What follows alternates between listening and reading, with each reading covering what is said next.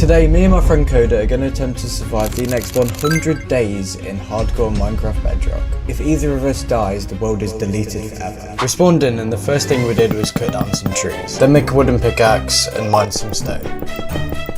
Then I was thinking if we should actually live here, but before that I encountered a creeper and also grabbed some coal. Then made a boat and travelled the 7 seas, and on our journey we found a random ruin, and inside was literally nothing special. But we carried on our journey and then also spotted a pillager outpost, but went to this igloo instead. And inside was a secret room, so we decided to kill the zombie villagers so we could use him later. We then found a ruined portal with, again, nothing special really inside. And then we stumbled across a village, and as every Minecraft player do, we decided to ransack it of literally everything they own. And then Coda had his first mob encounter.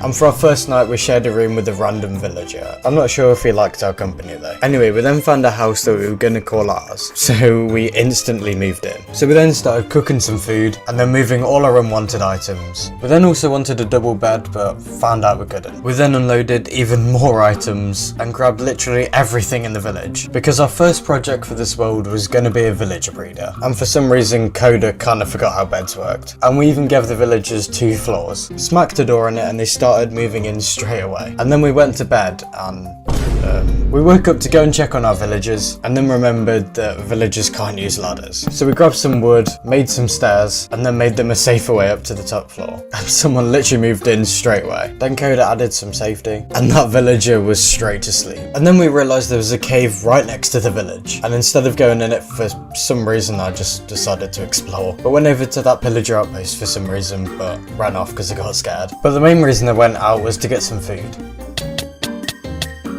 How did I send that pig flying? We then grabbed a bush and placed it outside our house, and then got some more storage because somehow we were already running out. Then we checked up on our villagers and no one had moved into the top floor yet, and for some reason these 2 villagers were just being really annoying. Luckily we got this one in, and then we got ambushed by some zombies. But this one, however, was an absolute nightmare, and he nearly died. To be fair, at this point I wish he died. So we had to literally destroy the house just to get him in. And then the villagers tried to leave for some reason. And then I went back into the caves, made a shield and also an iron pickaxe. Then I went into the caves, and then I realised I didn't have any wood, so Coda had to drop some wood down from the skies. Then I grabbed some iron,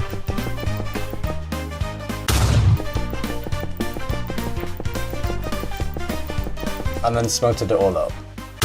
And then I left the cave, smelted up my iron, and then found out Coda had been working on a villager trading hall. On the morning of day 5, I decided to light up the entire village, just so monsters couldn't spawn. And then I went over to the pillager outpost and fought some pillagers. Then me and Coda started mining out more of the villager trading hall, just so these villagers had more space, and then started transporting the villagers into the villager trading hall. We first had to group them all together, and then start dropping them down. This one was very stubborn, and took absolutely ages to get down, but we managed to get him down safely. Next I placed some beds, and then went back into the caves, just to get some gravel because we needed some fletchers for a new project coming up. And for some reason gravel is so annoying to collect. But I made some fletching tables, and then placed them down in the villager breeder because we needed to trade sticks for emeralds. And this is how much we already had. And now we started the long process of getting so much wood, because we needed sticks to be able to trade for more emeralds to get enchantment books and other things from villagers. So I traded even more sticks for emeralds, and then added them to the collection. And now we started the long, boring process of trying to get mending. But before that, we actually got fortune, and then demolished someone's entire house because we need emeralds, and for some reason destroyed literally everything. But we needed some way to breed villagers, so we decided to build a potato farm. And then later on we stumbled across a wandering tree, which obviously had awful traits. Next we crafted a boat to go across some ice to kill some animals, because food right now was seriously low.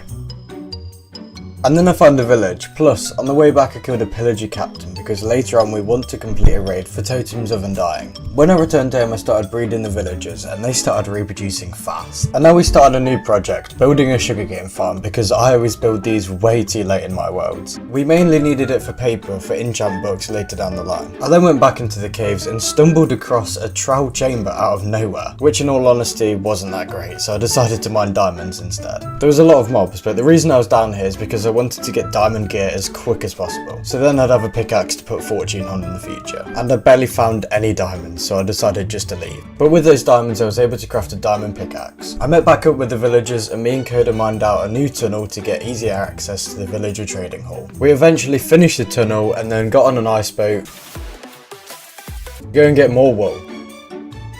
And let's just say this took quite a while. I then grabbed some more wood to craft some more beds, because we were going to build an iron farm. I then headed back into the caves, and Coda nearly ended the series, but I just wanted to show him the trial chambers. We then found this archaeology thing, and we had no clue what we were doing. I then built a tower of gravel into the cloud, since we needed more flint for fletching tables, since we needed them for the iron farm, and one wrong move would end the entire series. But on the positive side, I did get a pretty cool view, and a couple screenshots for some reason. We then started construction on our iron farm, which if all goes to plan will get us over 300 iron per hour. And the good thing is that it was incredibly simple to make and required little to no resources. But now came the worst part, getting the villagers. Well, that's what we thought, but with us now being able to lead boats, it was incredibly simple. I could even sprint jump with them, and within just a matter of seconds I was able to get him into the iron farm. And shortly after, Coda was able to get his villager into. And now there was only one thing left to do. Bloody hell, that was fast. The next step was just to finish it off with a collection system. But it was now my job to go back into the caves. Luckily I survived and was able to find some diamonds, and actually found quite a lot of ores this mining trip. As I left, I had another near-death experience and was literally begging Logan to rush over and dig me out. This was super scary and I genuinely thought I was going to die. I returned home and gave Logan some diamonds and then harvested the sugarcane. Then checked up on the iron farm and it was actually doing pretty well. Coda for some reason wanted to go mining with me, and I made the stupid decision of actually letting me, since he was pretty prone to dying. Literally in the first couple minutes he nearly died twice. I think he's got a few screws missing or something. Oh wait, no, he nearly died a third time to zombies. But somehow he didn't die and we were able to get a pretty decent amount of diamonds. The main reason being is because we both wanted to get full diamond armor. And after a bit of mining we were able to get enough diamonds to be able to craft us both full diamond armor. And even found a few more as we were leaving. Some of them in the strangest spots. And we now had enough diamonds to create full diamond armor and full diamond tools. And now I could finally repair my pickaxe. And now it's back to mining trees, and as per usual we were going to use it for sticks and then for emeralds, and genuinely we spent about 5 hours during this entire 100 days just on villager trading. But in all honesty this was going to be super useful for the long run, as we'd have as many enchant books as we needed, and plus if we have some spare emeralds it's going to be perfect if we ever need them in an emergency. But although it took hours, we still grinded and just got so much wood and so many sticks. We must have got at least like 15,000 sticks during this entire 100 days. But we then realised that these villagers needed a lot more space, so we decided to dig out a bit of a bigger area and also build a sheep farm because we were going to need a lot of wool for beds. And then I harvested the potato farm for the first time because we were going to breed the villagers quite a lot. And with a decent chunk of wool we decided to make loads more beds and add them to the farm. And this just went on and on and on and on. But as I said, we needed literally all of these emeralds and would soon actually run out. But then it got to the worst part, trying to get all the enchants. And again, obviously this took just forever. But finally we were able to get mending. But then it was back to the cycle of getting wood,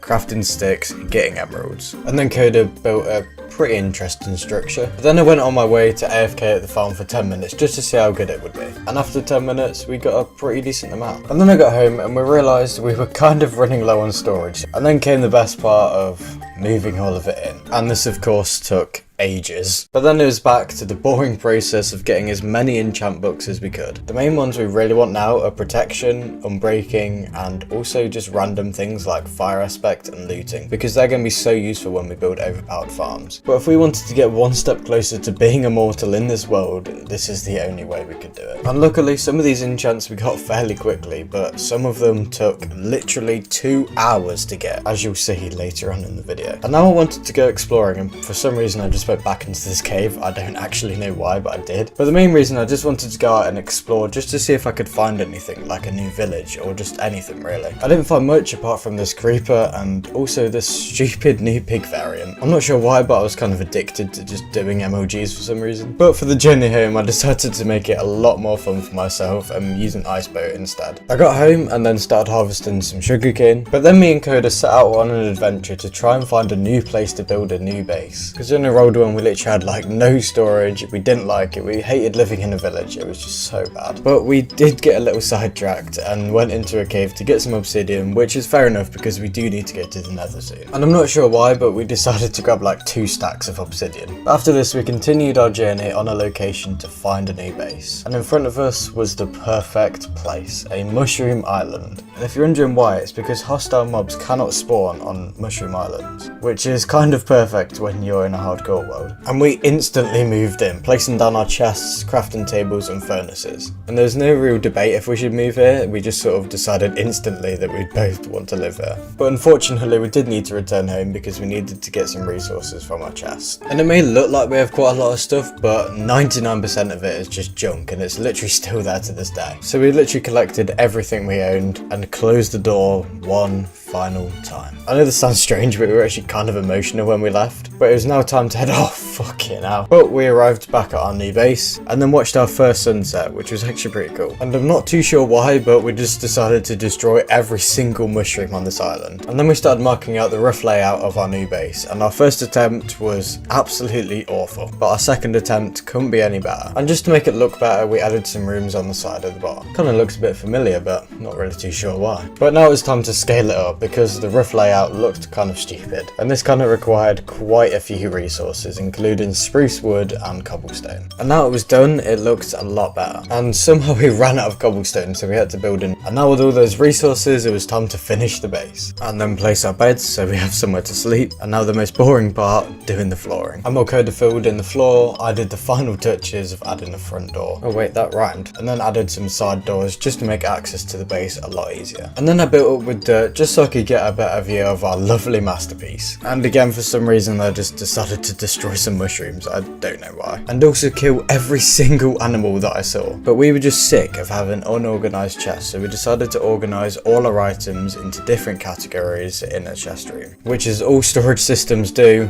took absolutely f***ing ages. And for many days after this, I got to work getting us as many enchants as I could. I mined down hundreds of trees, crafted thousands of sticks, and gathered hundreds of emeralds. And after a lot of time, we were able to lock in some pretty good traits, such as protection 4 and unbreaking. Then I made sure to give Logan his present, and also during this time, he had been building an absolutely insane mob farm. But I had no time to check it out, I needed to get these enchant books. And after a lot of work, I finally got all the enchant books we needed.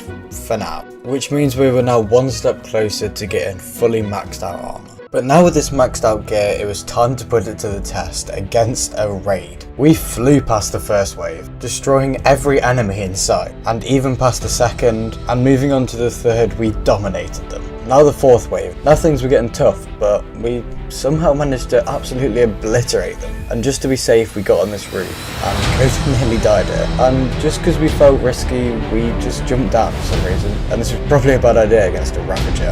Again, we nearly died to a Ravager as it approached us from behind. But luckily, we were able to get a totem of undying, which was going to be super crucial later on. And now it's moving into the night, but we just decided to sleep, just because we couldn't be asked to deal with the mobs. And now the raid was nearly over. We were on the final round. This was going to get hard, but we kind of just dominated again. And with one guy remaining, we knew we'd won. Just couldn't actually find him, so we just decided to burn down everything for some reason. But then found him lurking in this house, and we had won the raid. We returned back to the villagers, and they were all happy, giving us just random free things we actually kind of don't need. Me and Coda returned home with a smile on our faces, but now it was time to up the challenge even higher. We were now going to enter a new dimension, the Nether. We went through the portal and we didn't get too bad of a spawn. However, there was a massive lava pool, but with some careful bridging we were able to get across safely and even saw a bastion, which we will certainly not go into. Then we encountered our first enderman and got him into a boat and finished him pretty easily. And then with some more careful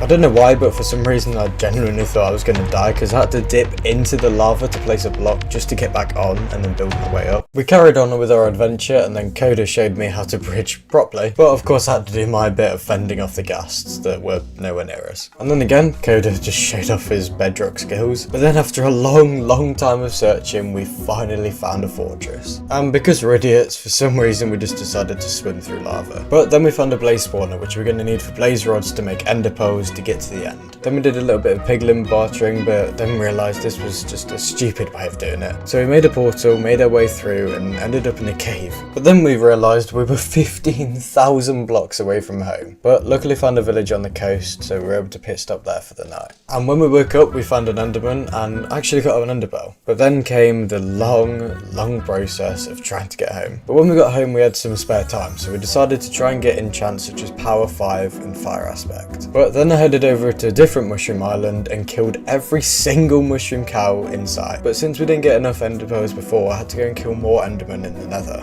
And then we stocked up on some final enchants and got ready to go to the end. So I jumped on that roof and threw the first ender pearl. And we lost the first one. And we travelled for miles until we eventually found the location of the stronghold. And then we dug down with excitement, just moments away from jumping into that portal. But then of course you have like the 20-minute segment where you can't find the actual portal and you're just running around like two lunatics. We did find the portal, but we didn't actually want to jump in yet.